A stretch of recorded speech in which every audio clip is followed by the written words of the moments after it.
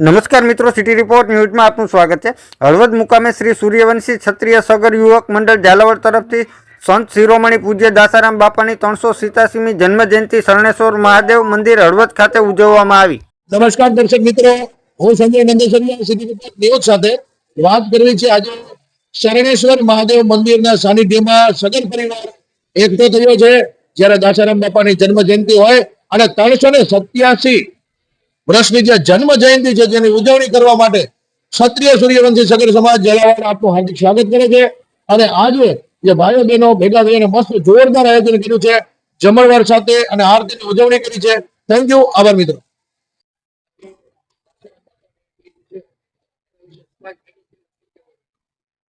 જય દસારામ, જય ભગીરથ। આજે સગરના સંત શિરોમણી દાસારામ બાપાની 327મી જન્મ જયંતિ નિમિત્તે 387મી જન્મ જયંતિ નિમિત્તે હળવદ મુકામનો ઝાલાવાડ સમાજ સગર સમાજ અહીંયા અત્રે શરણેશ્વર મંદિરે એકત્રિત થયો છે અને અમે બધા અત્યારે દાસારામ બાપાની જન્મ જયંતિની ઉજવણી કરી રહ્યા છીએ।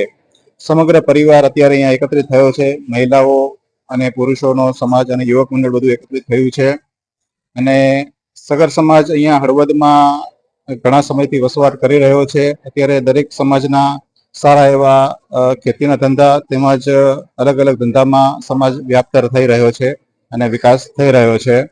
સર્વે સમાજને મારા જય દાસારામ, જય ભગીરથ।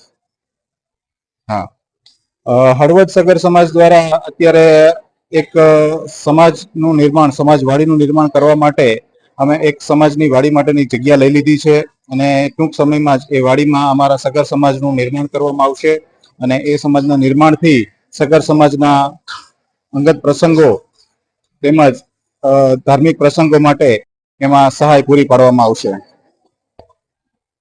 હા, અત્યારે સમાજ એકત્રિત થયો છે એના માટે અવનવા કાર્યો થઈ રહ્યા છે અને અવનવા કાર્યો તેમજ સમાજ ઉત્થાનના કાર્યો થઈ રહ્યા છે અને જે આપણે સમાજ બનાવવાનો છે ત્યાં એક મંદિરનું પણ નિર્માણ કરવા જઈ રહ્યા છીએ અને અત્યારે જે દાસારામ બાપાની જન્મ જયંતિ જેને ઉજવવા જઈ રહ્યા છીએ ત્યાં બધા સૌ સાથે મળી અને પ્રસાદનું આયોજન કરેલું છે। પ્રસાદનું આયોજન સાથે સાથે મહાપ્રસાદ પણ છે અને મહાપ્રસાદ બધા સૌ છૂટા પડીશું।